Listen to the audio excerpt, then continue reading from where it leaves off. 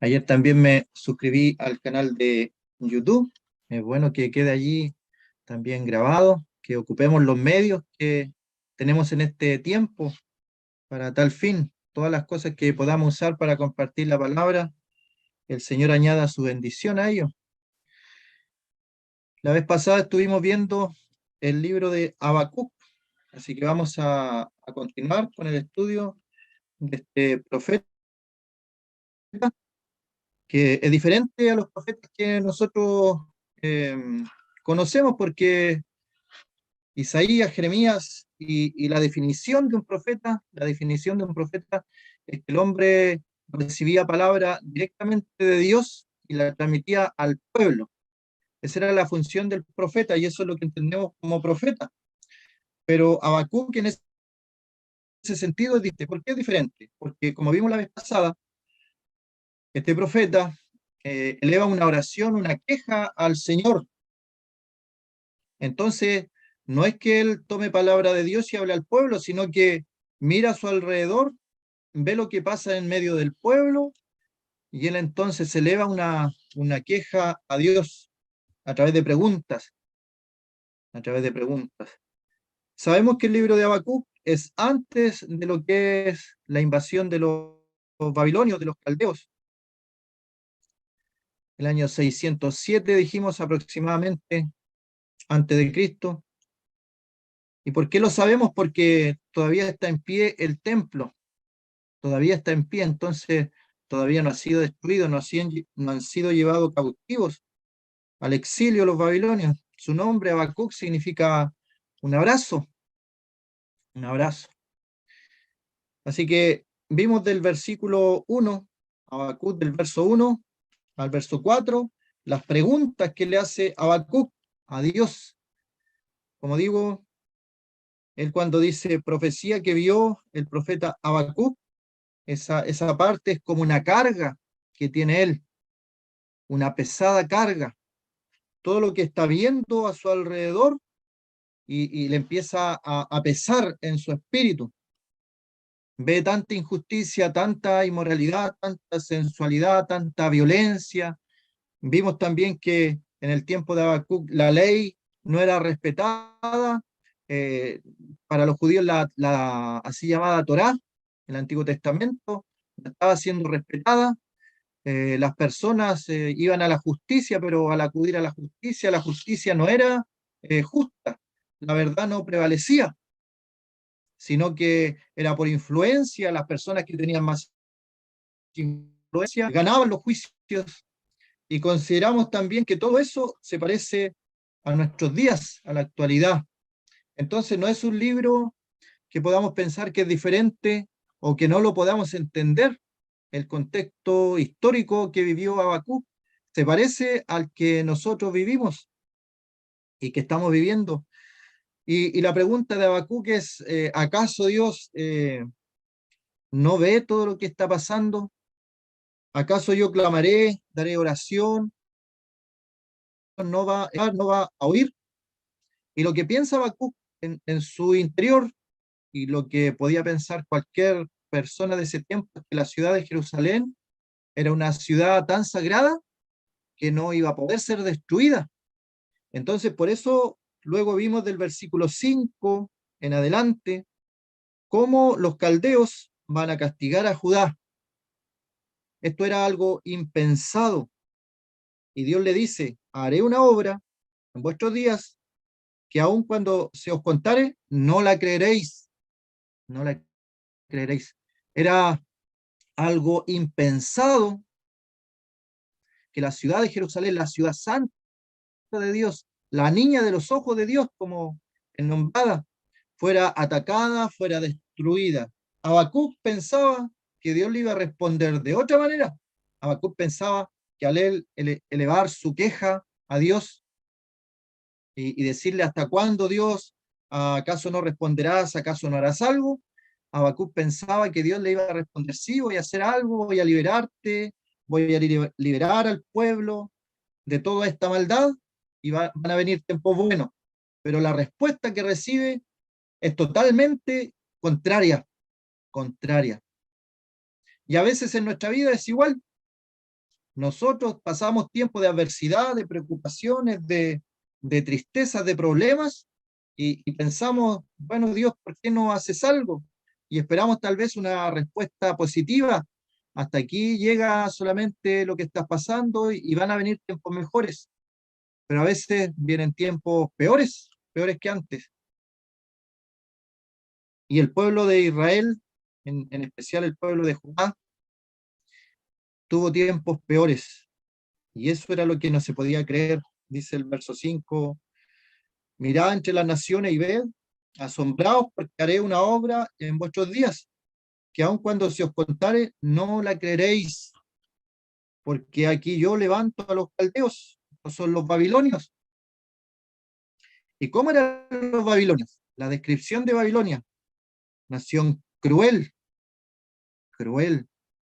Hasta el día de hoy, la arqueología, cuando encuentra restos de Babilonia, de los caldeos, se ven las imágenes donde aparecen con fierros calientes. Ellos sacaban los ojos de sus prisioneros, por decir algo. Era un pueblo cruel, cruel con aquellos pueblos que eran vencidos, y presuroso, era rápido. Y se le compara también con algunas fieras. Camina por la anchura de la tierra para poseer moradas ajenas. Esto tiene que ver con el saqueo. Eso le iba a pasar al pueblo de Judá. Iba a ser saqueado por los caldeos, por los babilonios.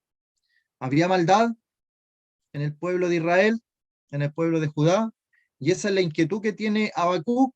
¿Acaso Dios no va a hacer algo? Y la respuesta de Dios es sí, voy a hacer algo, pero nadie lo va a creer lo que voy a hacer. Voy a utilizar, que esa es la idea, voy a utilizar a un pueblo que es peor que ti. Eran los caldeos, era peor. ¿Había maldad en Judá, en Israel? La había, pero los caldeos, los babilonios, eran terribles, eran peor que los judíos. Entonces, eso es lo que no se podía creer. Formidables y terribles. De ella misma procede su justicia y su dignidad. Y aquí en el verso 8 está la comparación con animales, con fieras. Sus caballos serán más ligeros que leopardos. El primer animal allí, el leopardo. También aparece este leopardo como figura en algunas profecías de la rapidez de algunos imperios para conquistar. El leopardo. Y sus jinetes se multiplicarán, y más feroces que lobos nocturnos. Ahí está el otro animal, comparado con este pueblo, un lobo nocturno. Hay documentales donde muestran la crueldad de estos lobos atacando en manada, y no tienen ninguna consideración y piedad con la presa. Y así es comparado los caldeos como leopardo por la rapidez de su ataque. Es comparado con estos lobos nocturnos por la crueldad en su ataque. Y también dice, vendrán de lejos sus jinetes y volarán como águilas que se apresuran a devorar. Allí está la característica del pueblo, los caldeos, de los babilonios, como leopardos por su rapidez, como lobos nocturnos por su ferocidad. No tendrán piedad del enemigo.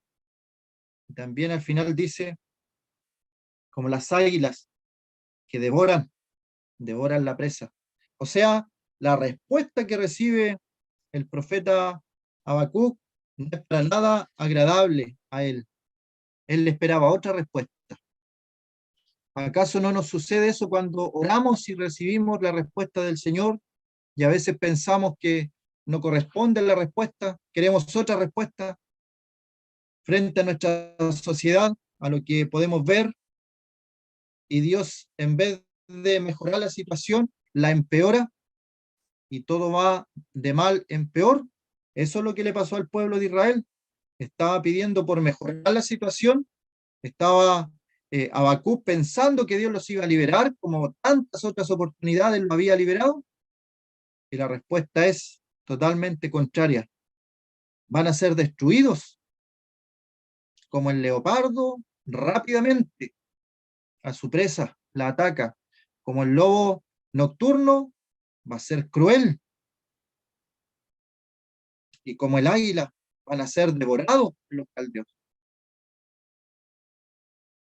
Y eso es lo que no podía entender Habacuc.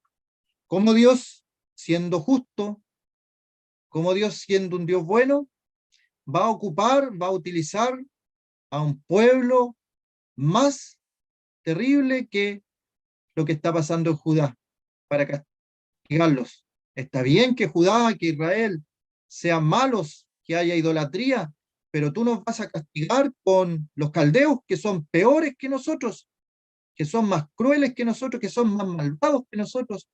¿Cómo puede actuar así Dios? Y ahí tenemos un pensamiento del profeta que tiene que ver con lo que es la teología, los pensamientos de Dios que tenemos en nuestra mente.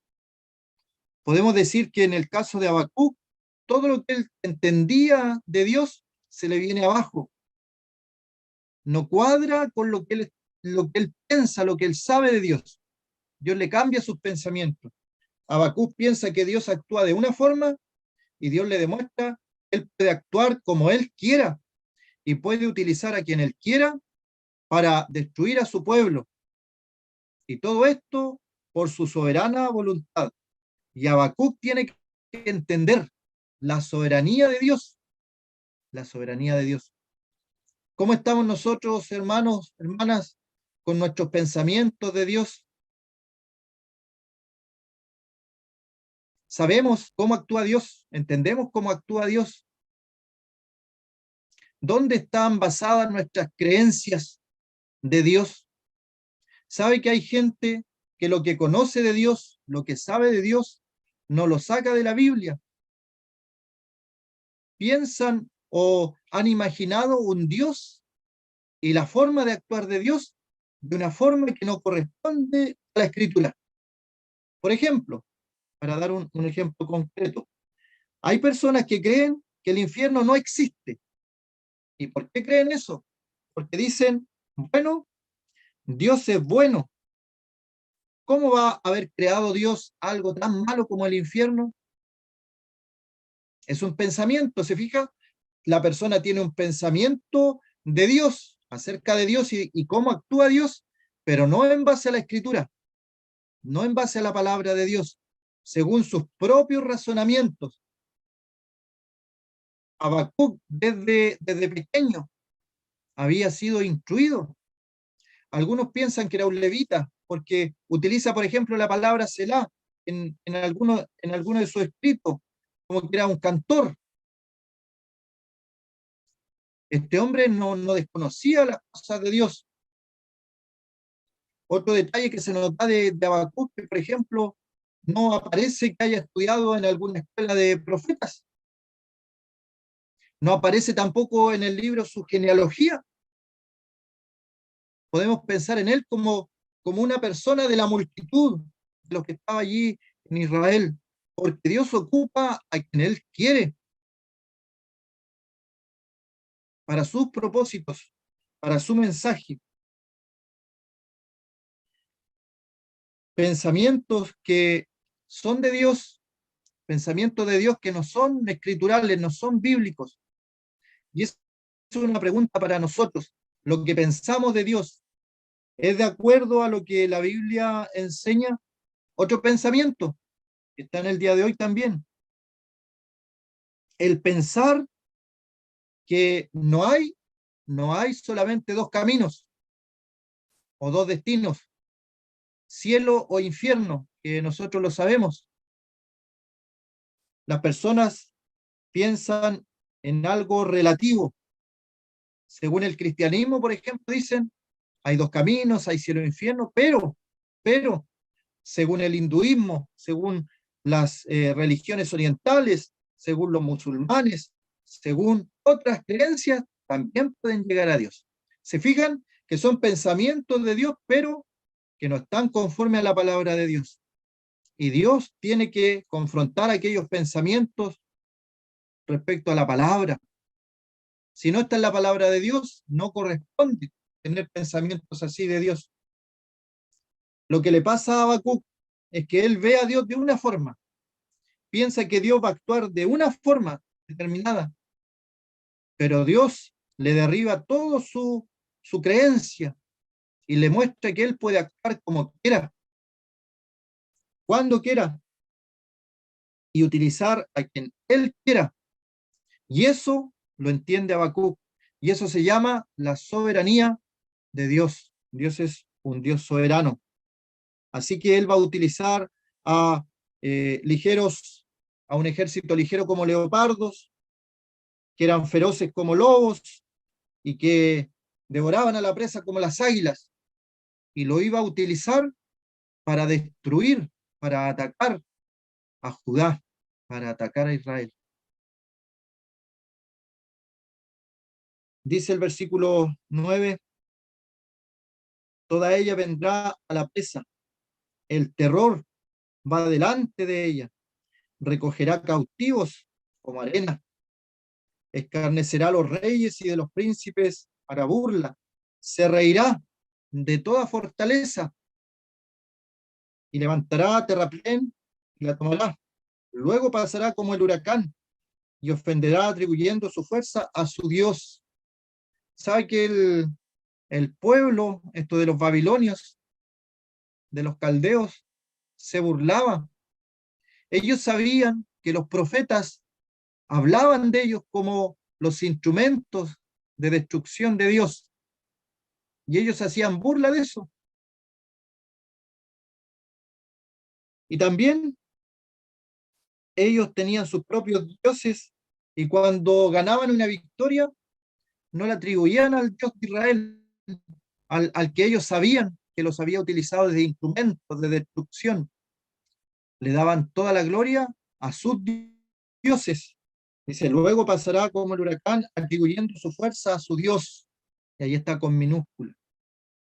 La mayoría, o por no decir todos los pueblos que estaban alrededor de Israel, tenían multitud de dioses, multitud de dioses. Y el pueblo de Israel adoraba al único Dios verdadero. Pero ¿sabe lo que pasaba con este pueblo de Israel? Había caído tan bajo que cuando Dios los veía en su corrupción espiritual, Él les decía, los pueblos que tienen multitud de dioses son fieles a sus dioses. Aunque son dioses falsos, ellos son fieles a esos dioses. Pero el pueblo de Israel, sabiendo que era el único Dios, el Dios verdadero, a pesar de ese conocimiento, el pueblo de Israel era infiel a su Dios.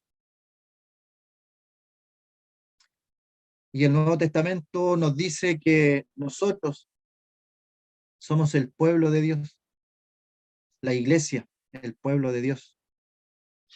¿Acaso no nos representa de alguna manera el pueblo de Israel a nosotros, que a veces somos incrédulos, a veces no vemos la soberanía de Dios en todas las cosas que nos pasan, a veces no estamos de acuerdo con el decreto soberano de Dios y pensamos que Dios se equivoca con lo que nos pasa, con lo que nos sucede, con lo que sucede a nuestro alrededor y pensamos, Dios se está equivocando, ¿cómo va a estar sucediendo esto? Aprendamos como Habacuc, que Dios hace como quiere, cuando quiere, y utiliza los medios que Él le place. Del versículo 12 al versículo 17 está una segunda queja de Habacuc. La primera queja la tenemos del versículo 1 al versículo 4. Y ese es el diálogo de esta profecía, de esta queja elevada a Dios. Habacuc se queja a través de preguntas y Dios le responde. Dios le responde. Y vemos entonces del 12 al 17 una queja del profeta Habacuc y de ahí en adelante entonces Dios le va a responder la segunda vez. Dice el verso 12, ¿no eres tú desde el principio, oh Jehová, Señor mío, Santo mío? No moriremos, oh Jehová, para juicio lo pusiste, y tú, oh roca, lo fundaste para castigar. Aquí se ve la relación que tiene este hombre de Dios con nuestro Señor. Es una relación que Dios quiere que tengamos con Él. Es una relación personal. ¿Cómo está nuestra relación con Dios? ¿Vemos a Dios como un Dios lejano, como un Dios que está muy lejos de lo que nos sucede, que no le interesa tal vez lo que nos acontece a nosotros? Aquí Habacuc nos enseña la cercanía. Dice, Dios mío, santo mío, Dios mío, santo mío.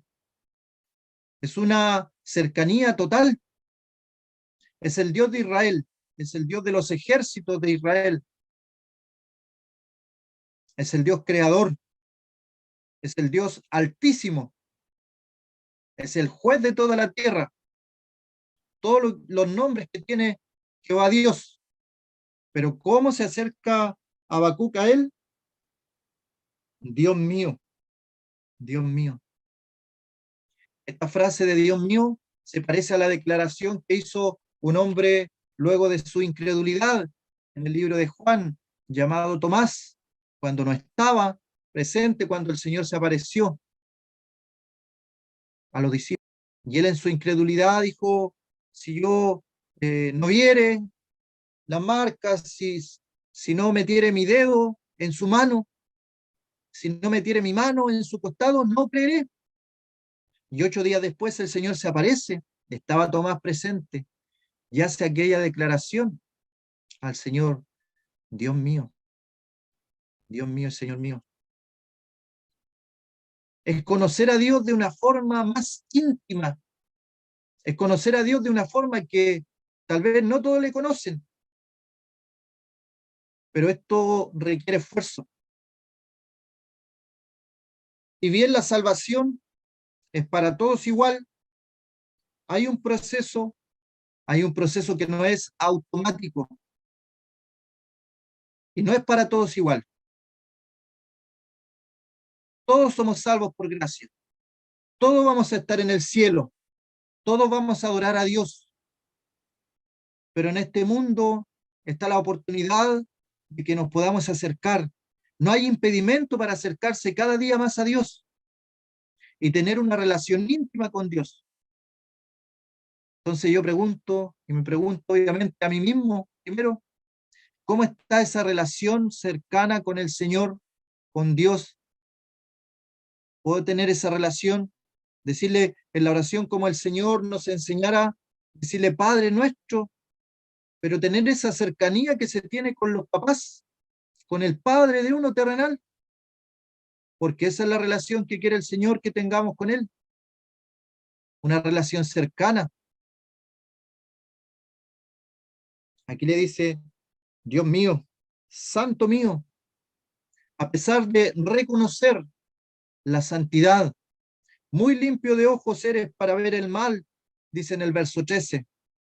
El profeta Habacuc sabe, está consciente de lo santo, de los ojos de Dios, de la mirada santa de Dios, pero aún así se acerca a Él. Dios mío, esta relación íntima. Y Dios quiere que todos tengamos esta relación. No somos como las religiones. ¿Sabe que las religiones están llenas de jerarquía?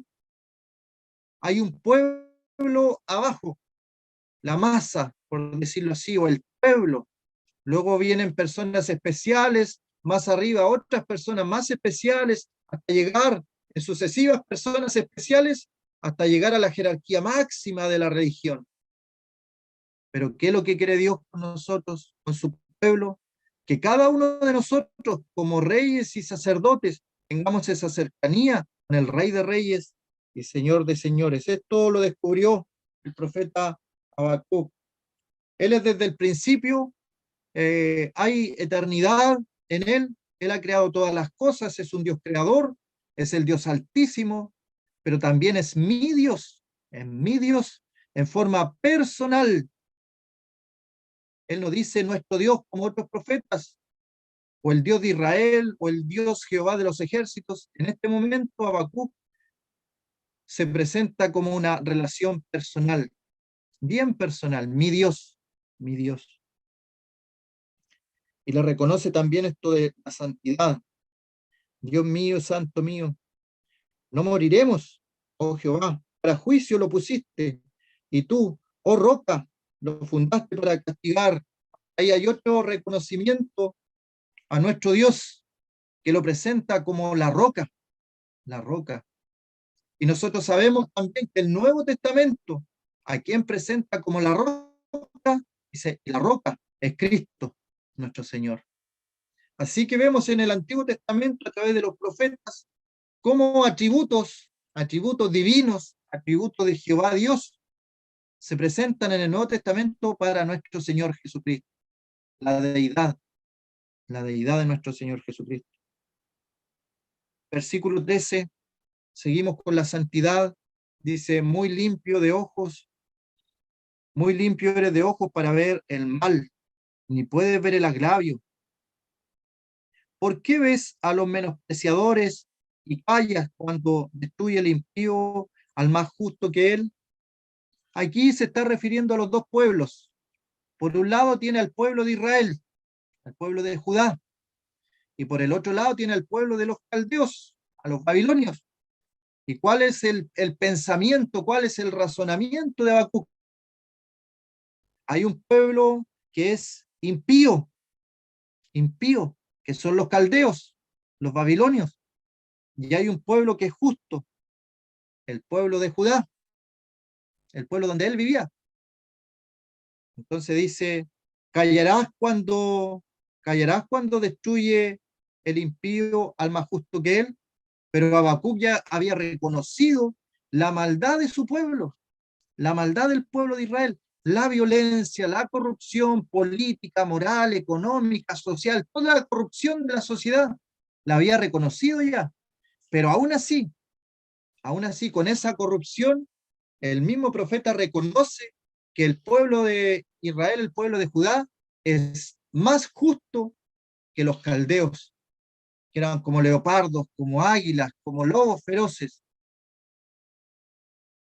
Entonces piensa él y le pregunta a Dios, ¿por qué ves al pueblo de los caldeos, los babilonios, que son menospreciadores?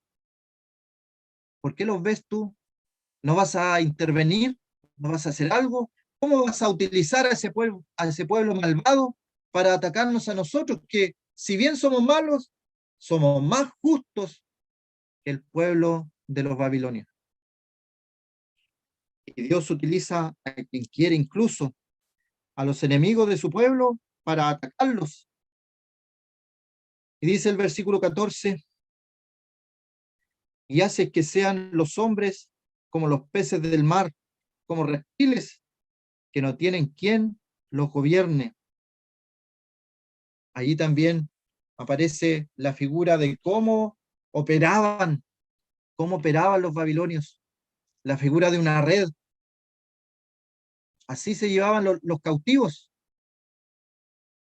Y la figura es como que un hombre sale a pescar, tira las redes y arrasa con todos los peces, se los lleva. Los babilonios fueron muy crueles. Ellos llegaban a un lugar y atacaban con la rapidez del leopardo, con la ferocidad de los lobos, y devoraban la presa como las águilas, y luego llevaban sus cautivos.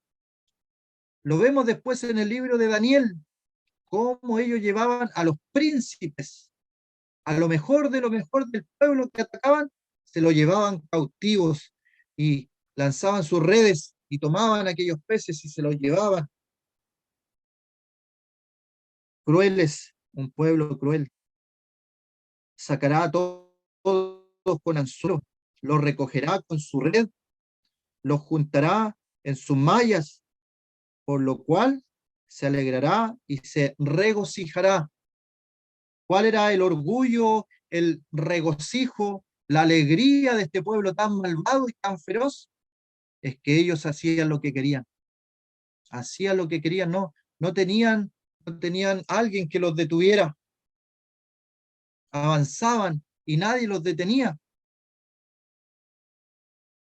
Y Dios le muestra al profeta Habacuc luego que esto es un propósito divino, son propósitos de Dios. Y el profeta Daniel también lo demuestra. Al profeta Daniel le da una visión de todos los pueblos. Para Dios la historia ya está terminada. Dios sabe qué imperio se va a levantar, qué países van a caer, cuáles imperios van a gobernar sobre otras naciones, sobre otros países. Dios lo sabe todo. El mismo Señor habló de su segunda venida y de habrá guerras y se levantará reino contra reino, nación contra nación, y el Señor lo sabe todo. Oiré rumores de guerra. El Señor lo sabe todo, absolutamente todo. Nada de lo que sucede en este mundo le toma por sorpresa. Todo lo sabe. Está todo determinado ya. Por eso es que se le muestra a Daniel la estatua, la cabeza de oro, Babilonia. Estos son los caldeos, los babilonios. Pero va a llegar un tiempo, y esa es la respuesta que le da Dios, va a llegar un tiempo en que estos caldeos van a caer, los babilonios van a caer, va a llegar otro imperio, el medo-persa, y los van a atacar y los van a destruir y van a gobernar ellos. Y el imperio babilónico ya no va a ser más. Así que no te preocupes, Habacuc, por todo lo que estás sufriendo, lo que estás viendo, porque ya viene el fin determinado por Dios. No hay nada que se me escape a las manos, está diciendo Dios. Por esto hará sacrificios a su red, ofrecerá sahumerios a sus mallas, porque con ellas engordó su porción y engrasó su comida. Vaciará por eso su red y no tendrá piedad de aniquilar naciones continuamente. El pueblo de Babilonia era cruel, era malvado y no se iba a saciar fácilmente.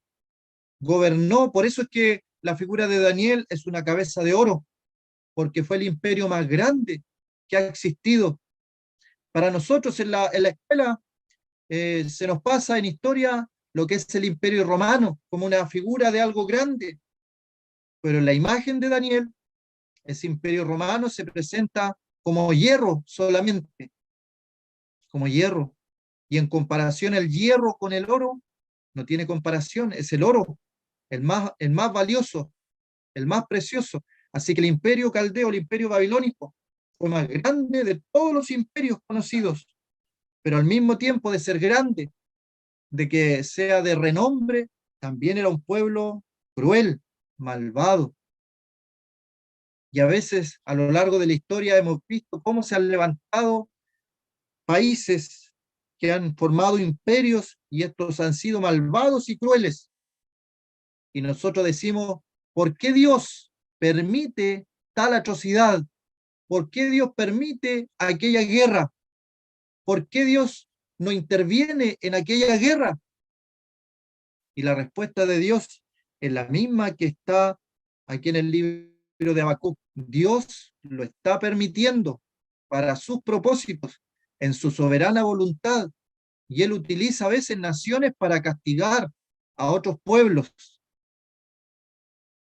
Y esas son las conclusiones que deja este libro de Habacuc.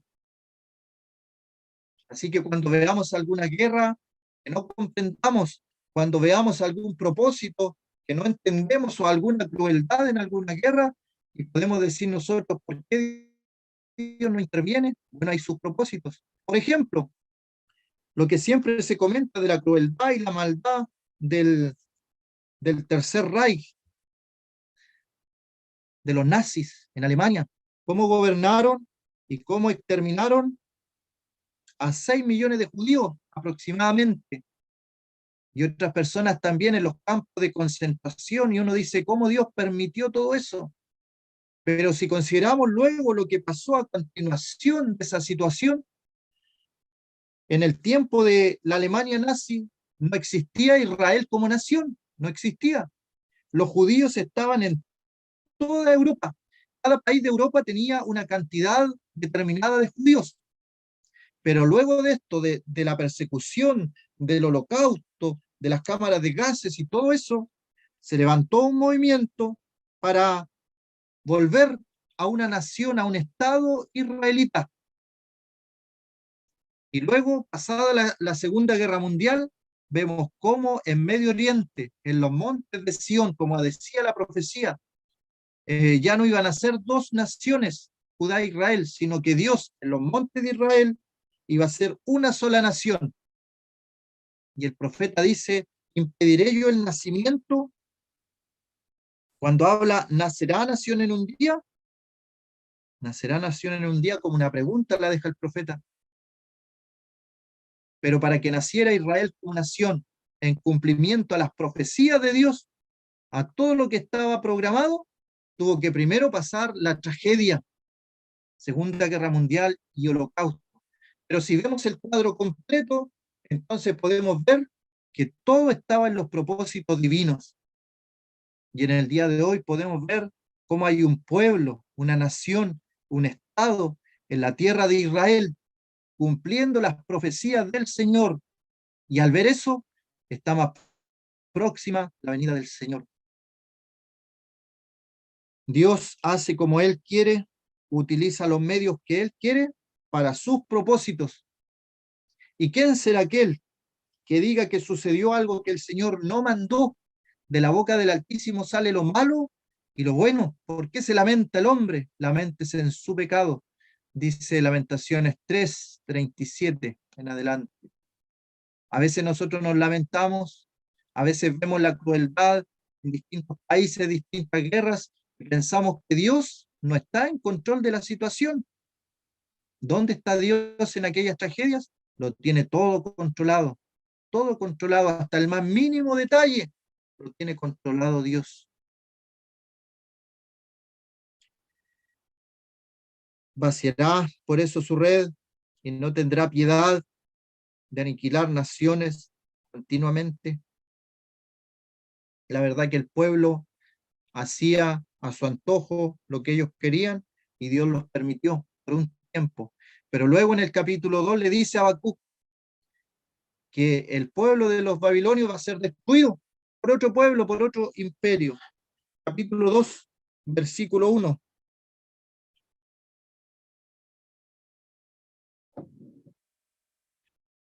Sobre mi guarda estaré y sobre la fortaleza firmaré el pie y velaré para ver lo que se me dirá y qué he de responder tocante a mi queja. Y Jehová me respondió y dijo, y ahí tenemos que tener presente, hermanos, hermanas, que Dios responde cuando tenemos una inquietud, una duda. Ya vimos que el profeta se queja delante de Dios, es una queja, es un lamento, pero se lo hace a la persona adecuada, a Dios, porque al hacerlo a Dios está reconociendo que Dios todo lo controla, todo lo sabe. Entonces a Él, a quien tengo que quejarme, a que tengo que, al que tengo que decirle lo que me está sucediendo, lo que me está aconteciendo, lo que no comprendo, lo que no entiendo. Entonces le digo a Dios, porque Él es el autor de todo, de lo bueno, de lo malo, de lo grande y lo pequeño. Dios lo hace todo, entonces a Él va elevada mi queja, pero el Señor responde. ¿Tienes alguna inquietud en tu vida, en tu situación, algo que está pasando y que tú no lo entiendas? Pregúntale a Dios, pregúntale a Dios y te va a responder. Dice, y Jehová me respondió y dijo, escribe la visión, escribe la visión y declárala en tablas para que corra el que leyera en ella, aunque la visión tardará aún por un tiempo, mas se apresura hacia el fin y no mentirá. Aunque tardare, espéralo, porque sin duda vendrá, no tardará. Y aquí también hay un ejemplo para nosotros en el día de hoy acerca de lo que Dios nos puede hablar.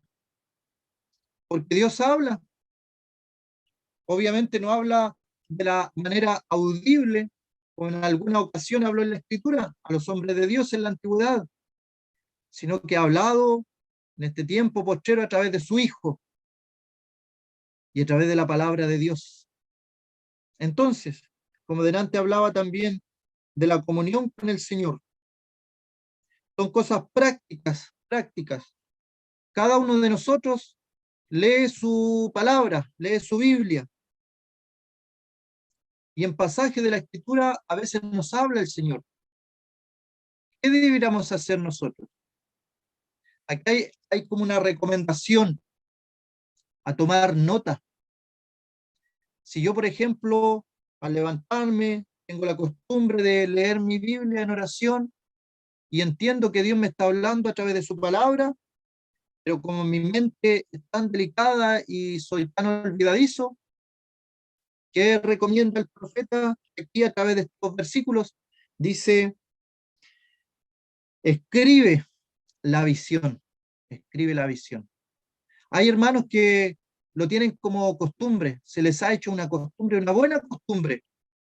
Leen algún pasaje en la Biblia, sienten que Dios les está hablando a ellos y lo anotan en una libreta. Tienen una libreta especial, un cuaderno especial para ellos.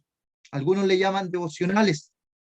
Es un texto, un versículo de la Escritura que el hermano entiende, la hermana entiende, le está hablando Dios a través de la palabra a su vida, a su situación. En ese momento preciso y determinado le está hablando. Entonces, escribe la visión. Es un consejo que yo lo encuentro allí en esos versículos. Escribir lo que entiendo yo que Dios me habla a través de la escritura. Varias veces, en mi caso, en momentos donde faltaba el ánimo, por ejemplo, encontraba algún salmo, un salmo que parecía escrito para mí.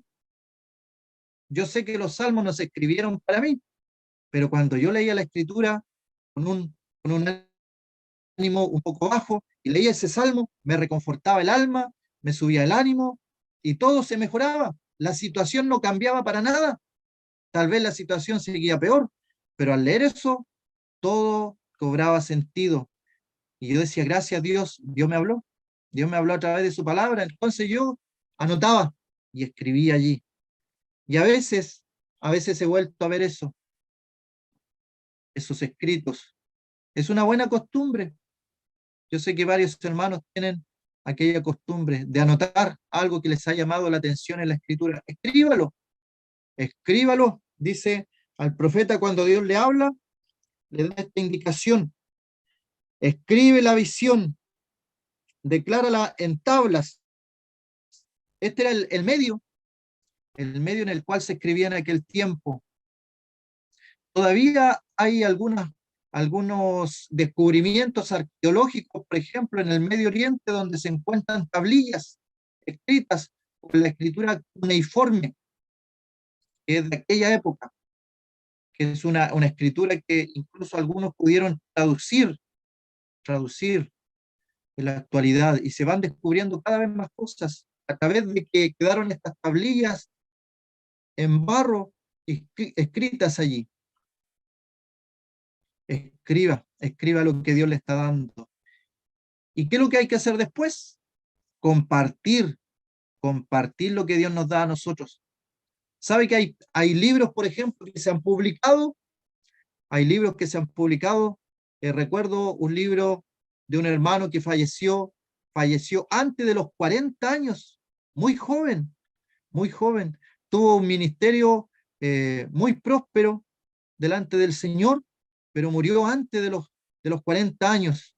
No recuerdo si fueron 34 o 36 años que murió él, pero dejó escritos, sus devocionales, sus escritos, que hasta el día de hoy la gente los compra y se edifica a través de esos escritos de un hermano que sentía que Dios le hablaba a través de la palabra y los escribía, tomaba nota de lo que él sentía, de lo que él vivía al leer los pasajes bíblicos. Y hasta el día de hoy estoy hablando de una persona que vivió por allá por el año 1700, y en el día de hoy, 2022, están escritos en las librerías sus libros, porque dice allí, escríbela en tablas. Bueno, en el día de hoy ¿Cuál es nuestro medio? Podemos, como decía, utilizar los medios que el Señor nos ha dado en nuestra época, en nuestra generación. Hay personas, por ejemplo, que cada día publican un llamado tweet en Twitter, que tiene 126 letras, no se puede pasar de allí. Publica un pensamiento, publica un escrito, un versículo, un pensamiento cristiano, lo deja allí. Hay gente que obviamente no le gusta, a otros sí les gusta, pero allí queda, queda.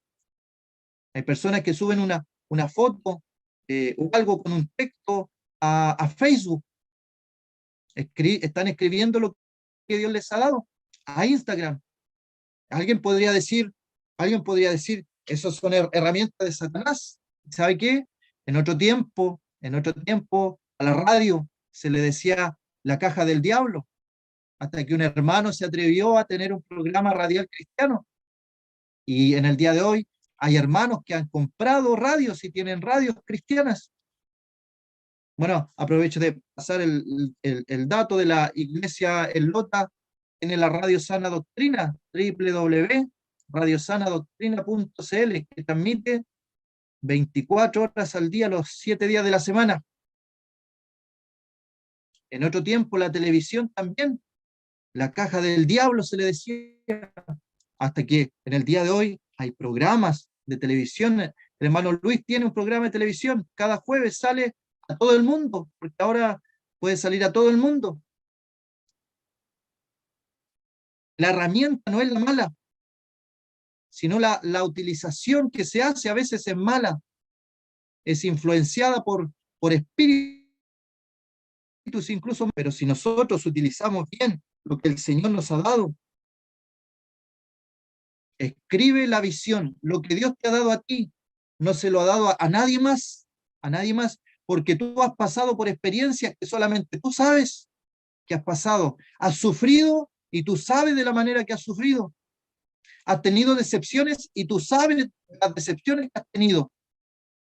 Y bueno, ¿acaso Dios no te ha sacado de ahí?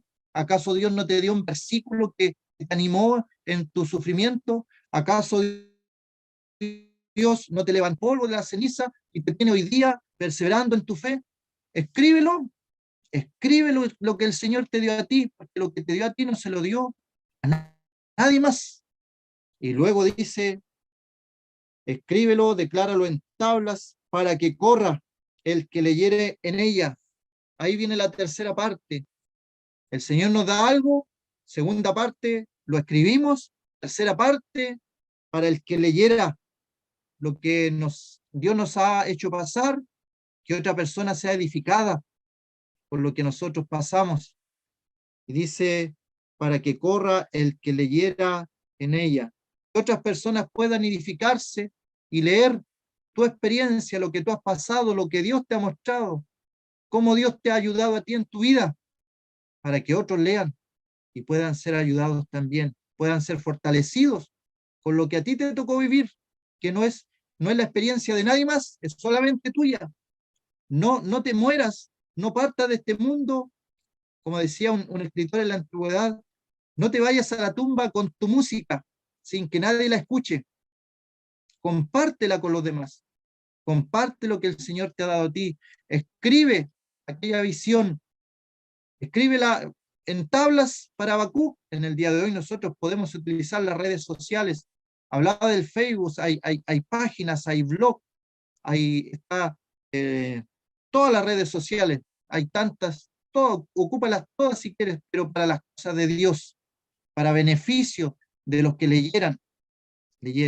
Ha- Han llegado testimonios muy bonitos que animan a veces personas desanimadas, personas que están a punto de tomar malas decisiones y de repente abren su teléfono y van viendo imágenes y de repente una imagen le llamó la atención y lo escrito en esa imagen y les hizo cambiar de opinión, les hizo cambiar de decisión que habían tomado. El Señor utiliza todo lo que podamos hacer. Vamos a quedar hasta allí. Vamos a orar. Nuestro Dios, Padre Celestial, te damos las gracias por tu palabra, te damos las gracias por el Señor, Te damos las gracias por la vida que tú nos has dado y te queremos, Padre, pedir para que la semilla que se ha sembrado en nuestros corazones pueda llevar fruto, fruto abundante en nuestra vida espiritual. Queremos, Padre Celestial, seguir pidiendo por cada una de las cosas que se pueden realizar para tu obra, para la gloria del Señor, y queremos quedar encomendados a ti, pidiendo una bendición especial por cada uno de los presentes, por nuestros familiares también, y lo hacemos en el nombre del Señor Jesucristo. Amén.